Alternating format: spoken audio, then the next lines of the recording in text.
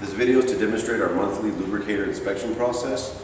First, what I'll do, I have a 2-foot sub. I'm going to break this off so I can access my no-go, which after that I'll be able to pull the rod out so I can inspect the rod. So we'll take this off.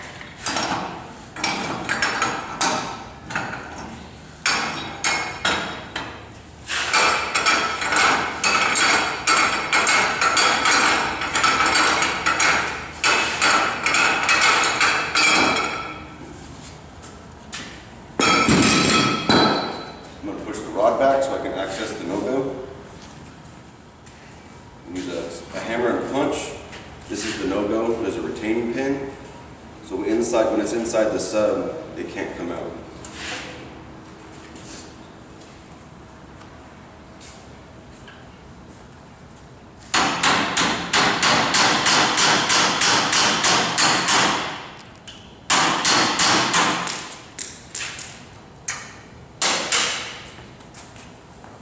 This is the retaining pin. You always want to look at it, make sure it's not bent. If it's bent or cracks, you can lose the no-go. The purpose of the no-go is to keep the rod from completely sliding out of the lubricator. It'll stop it at the end. So we'll take this off, make sure there's nothing wrong with it, no cracks, clean it, inspect it. And here's our polish. You always want to make sure there's no pits in the rod, no scale. At this point, I can take the rod out. After we pull the no-go off, I will go ahead and pull the rod out of the body of the lubricator for further inspection.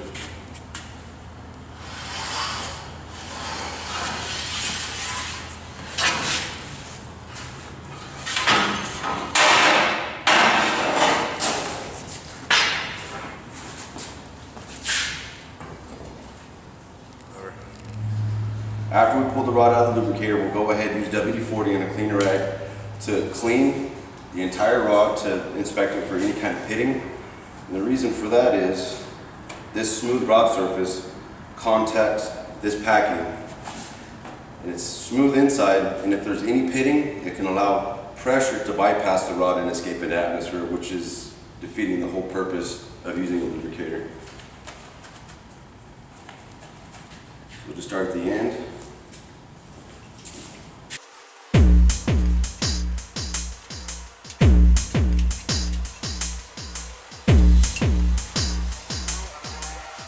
This one looks good. There's no excessive pitting or any damage to it. Go ahead and dry molly it, so we'll have it ready for the installation process.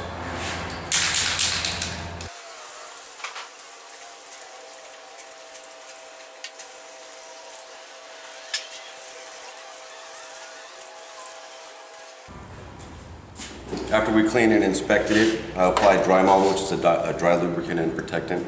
So I applied it to the rod, and now it's ready to go for the installation. We're going to take out the Teflon packing. This is the body of the lubricator. These are the gland nuts, which energize the packing to stop pressure.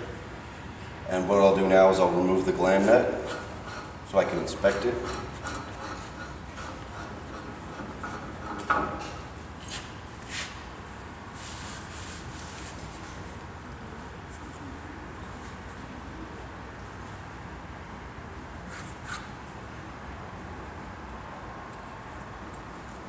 The holes that we use our wrench on are a little bit wallered out. What we'll do now, take it to our machine shop, drill these all the way through so they're fresh and tight, so when we're using it, we don't run the risk of slipping off of it.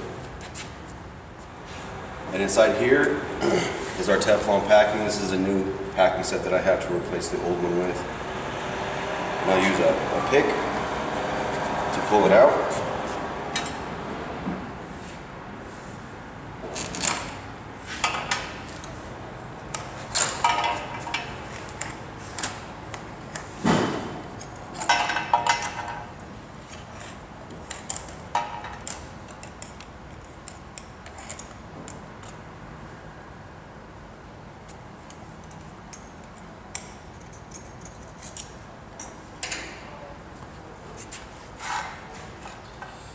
It's always important to stack it back up just to make sure and count that you got all of the packing out, because if you put new packing in with one piece, it won't seal right.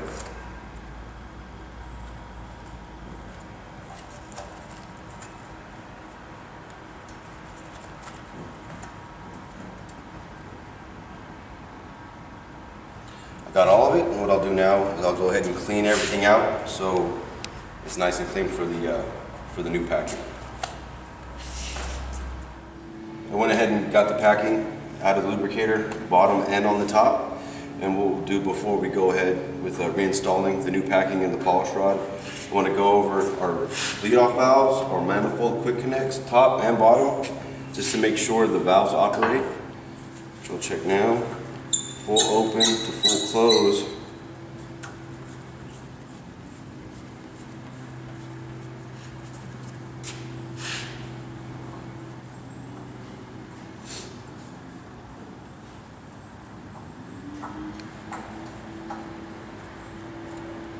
This here's our manifold.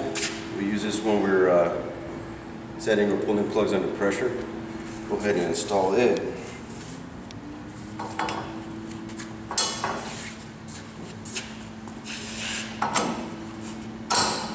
And also check the bleed-off valve on the manifold itself.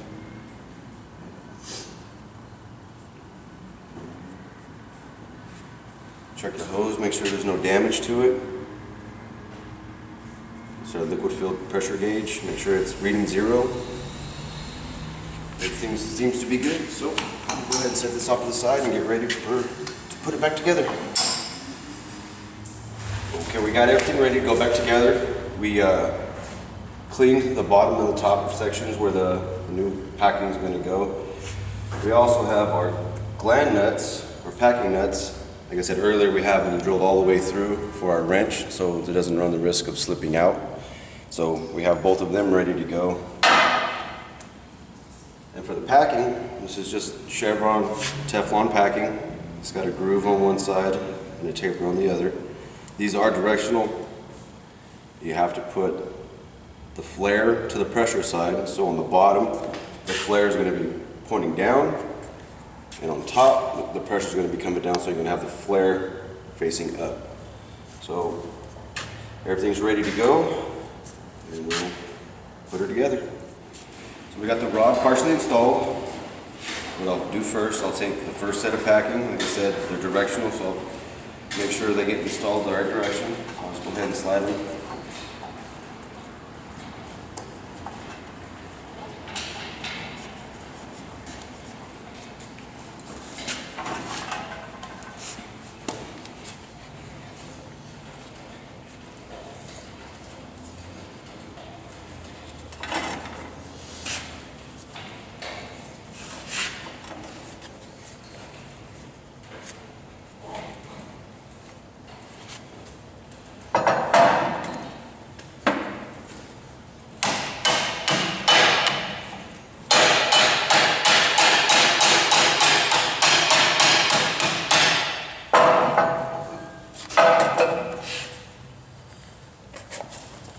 Go to count. 7 were installed, 7 different sections of the old packing were in here, so I'll count, make sure that's the same amount that's going back in. We got 7 plus our backup ring. That completes the bottom section of the packing. Go ahead and install the top ring nut.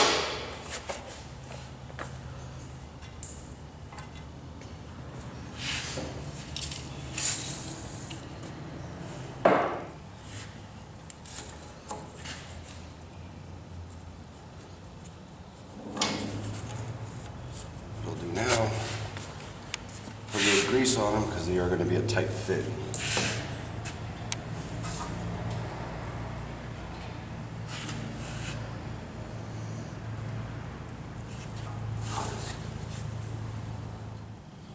So now we have the packing position. This one we pushed in.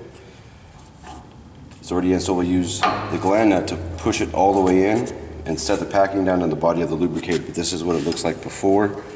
So we just kind of use the packing as a slide hammer. It's all the way in. You just use the gland nut like a press.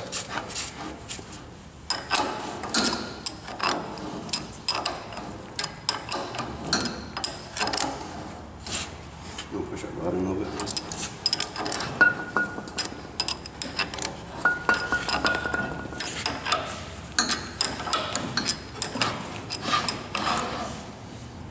Good tight?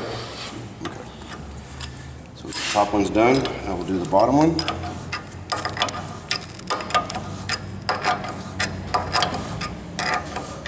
And just by running it in, like I said, it just helps us push the packing in instead of doing it by hand. It does it uniformly. There's lessens the likelihood of damaging the packings. If the packing gets damaged, we'd have to pull the whole thing apart and replace it.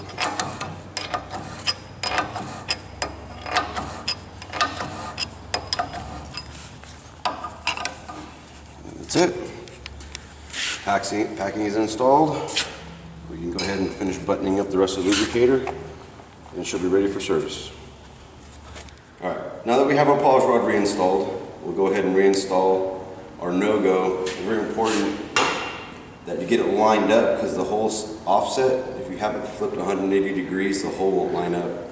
So we're all lined up. I have the pin here. Go ahead and reinstall it.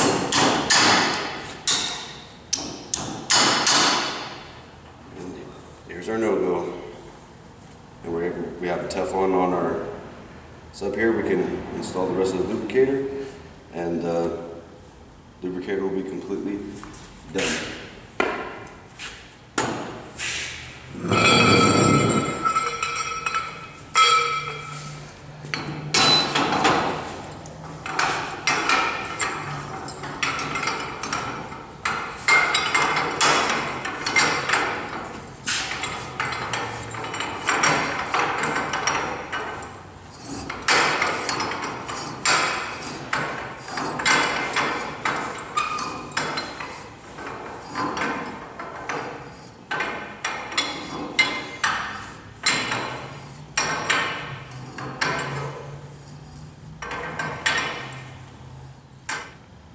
Now that the lubricator's been put back together, we masked it off and reinstalled our visual cue, because any overhead equipment that we use has this line that's painted onto it. And the reason for that is if any of these connections ever started to back off, before we use it, we check it, but if for whatever reason it's in the air and it starts to back off, we can see it clearly if anything is starting to become loose.